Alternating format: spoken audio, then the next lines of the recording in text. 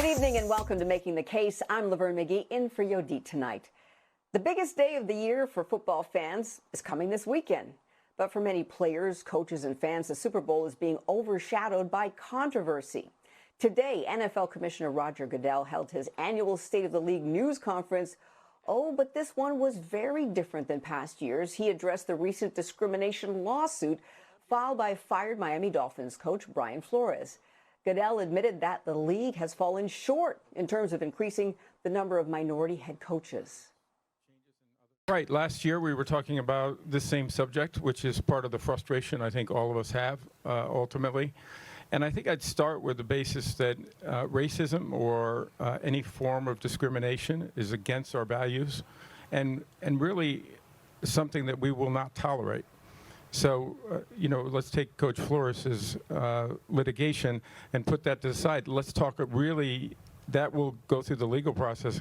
It's really more important to talk about what Coach Flores was talking about and other coaches have talked about.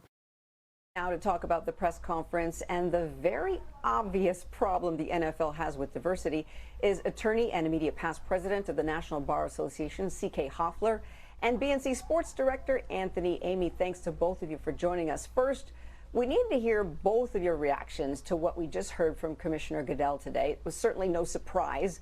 The Brian Flores lawsuit came up early on. Flores says that race played a role in his firing. And he also accused the league and 3 teams of discrimination in the interview process. CK, I'm going to start with you. Goodell didn't go into much detail when it came to the Flores lawsuit, but he did say the league will investigate and will not tolerate racism. What's your reaction? Well, quite frankly, first of all, good evening. Quite frankly, the league has to do more than investigate and has to do much more than say that it will not tolerate racism. This problem with the NFL has been going on since the NFL has been in existence. At its very core, there have always been these types of problems. So the NFL needs to do a whole lot more than investigate and see and check the allegations. This lawsuit is very serious. It is going to drag up the history of racism that has existed, at least those are the allegations within one of the coveted sports networks that we have, billion-dollar, trillion-dollar networks in this country. And so it's going to be, I would predict, quite ugly. There's ample evidence based on what I understand and based on the allegations to support the justification and to justify the allegations. So they have a real problem on their hands. So I think his remarks, while appropriate on some level, are completely understated, and the NFL needs to be ready for prime time because this litigation is not going away. Yeah, ready for prime time. Certainly, Anthony, we were watching it together.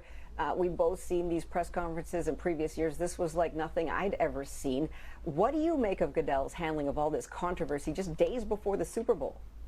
Well, it's certainly one of the NFL's worst nightmares come to fruition, and that's talking about something other than a big game, the biggest game of its season every year, which is only 4 days away. But the commissioner spent most of the 45 minutes of that news conference addressing topics such as the Flores lawsuit and the lack of black head coaches in the National Football League.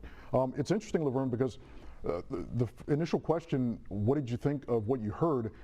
Goodell sort of said it himself in that response. He said, we mentioned a lot of this last year. And that was my first thought was, he said the exact same thing a year ago. So last year there were 7 openings for head coaching vacancies in the NFL. There was 1 black man hired, David Culley of the Houston Texans.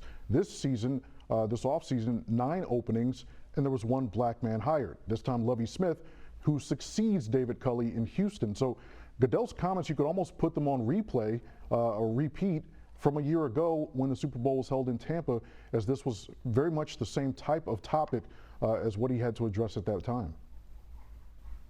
Yeah, and for him to have to address it again this year, again, makes everybody look at them and think, what's going on here? So, CK, when it comes to his language today, did he put himself or the league in any jeopardy at all? Because he said he bears responsibility for the league's struggles with diversity and admitted that the league is not doing a good enough job. Well, he stated the obvious, Laverne. I mean, it's the understatement of the century when he says the league is not doing a good job on this issue. The statistics bear it out, as well as the treatment that we can see with our bare eyes. So I think that they're going to have to do much better. He paid lip service, in my impression, to the litigation. I think they could have come out and should have come out with a much stronger statement and talked about what they plan on doing to change. When he said, let's put the litigation aside because that will go through the process, okay, put it aside, but what is the NFL going to do to address the fundamental issues that exist? And until they address that squarely with action, without paying lip service, without misrepresenting, without trying to be cute, they're going to have a real and serious problem on their hands. And this litigation is just the tip of the iceberg. Interesting you say that. Brian Flores actually indicated that dozens of other coaches, as many as 40, could join his lawsuit. I'm curious, though, Anthony, do you think that anything Roger Goodell said today might sway coaches who are considering legal action either way? No. I think, if anything, it perhaps strengthened the resolve of some of those coaches who might look to join the lawsuit filed by Coach Flores. I want to make sure that our viewers understand, because sometimes this is confusing a little bit, but Roger Goodell, he's the commissioner of the NFL, but he works for the owners of the league. So this man gets tens of millions of dollars annually for the owners to make sure that, forgive the reference, that he's the one that takes the heat and takes the bullet, so to speak, instead of those owners who sign his check. So the people that might want to join this lawsuit, I'll be very curious, and maybe CK can shed some light on this. Will Flores and anyone that might join the lawsuit, will they be swayed, will they be persuaded to perhaps accept whatever settlement money might be offered by the league to make this whole thing go away, or will they stand on that resolve and see this thing all the way through so that some of the facts that have been buried for decades actually come out? Because that is when real change and real impact will help future coaches in future years to come. Yeah, I mean, they certainly have the money to make a settlement. Yeah, CK, I'm curious what you think about that. Well, they do have the money to make a settlement, but this is whatever money they throw at this lawsuit is going to be very little, much too late. The allegations in this complaint are so serious, so severe, that any depositions, any evidence, hardcore evidence, documentary evidence, text, emails that exist to support these allegations would potentially topple the NFL. So they've got to do more than just throw money at this. They've got to have programmatic, systemic changes that they must put in place. The days of let me just throw money are over. This litigation is a result of them throwing money and trying to put a Band-Aid on something that requires intricate surgery, masterful surgery. So they need to step up to the plate and be prepared to really put in place systemic changes. Now, the problem that they're going to have, of course, is the owners don't really feel any incentive to do anything, but they better feel some incentive, because the wild card here for me, the wild card is the players.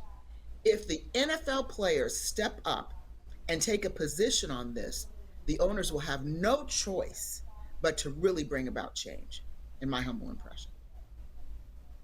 Yeah, when he talked about games being thrown, that to me really indicated that this is about to go down. But I want us to listen to a notable moment from the news conference. It's a question from NFL.com columnist Jim Trotter. He shows the issue. It goes beyond just coaches. I'm going to paraphrase what he said, actually. He talked about when we look at the league office of the top 11 executives, there's only 2 people of color. When we work at NFL Media Group, where he works, there's not one black person at the senior level in the newsroom who makes decisions about a league whose player population is 70% black.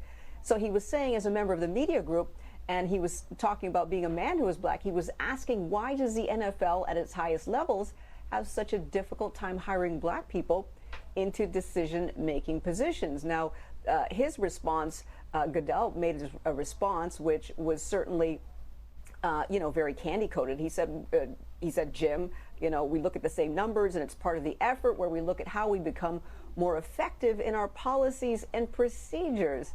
So here we go. Jim Trotter explained plainly and boldly what the issues are.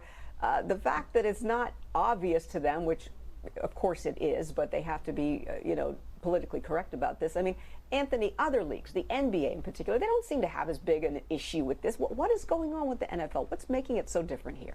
Well, Laverne, you mentioned we sat in and really covered this news conference by Commissioner Goodell. We also had a good front row seat for the McCourty twins, Devin and Jason McCourty, Super Bowl champion safeties who played with the New England Patriots under the defensive play calling of Brian Flores in 2018. And they mentioned that in terms of the NBA, their best players take action. And so CK mentioned a moment ago, it's up to the NFL players to take a stand. Well, the NBA players, they are front and center, and it's led, frankly, by what many people believe is the best player in the world, LeBron James, who has never been afraid to speak his mind and speak his piece, especially when he sees that action is needed. That means at the top of the food chain when it comes to the hierarchy in the league, the hierarchy when it comes to teams. A good example tonight, the Golden State Warriors and Utah Jazz are playing, and that game's televised by ESPN. That is an all-female crew that will be calling that game. Play-by-play announcer, analyst, sideline reporter. I believe I saw that more than 30 women will be behind the scenes on that broadcast. So the NBA and its partners have made a pledge to make it a priority for themselves to have women, minorities in positions of power and authority. And that growth is something that will resonate and manifest itself further down the line. I can't really tell you why the NFL and its owners have not fallen into that category, but CK made a great point that in many instances, the players can set the tone.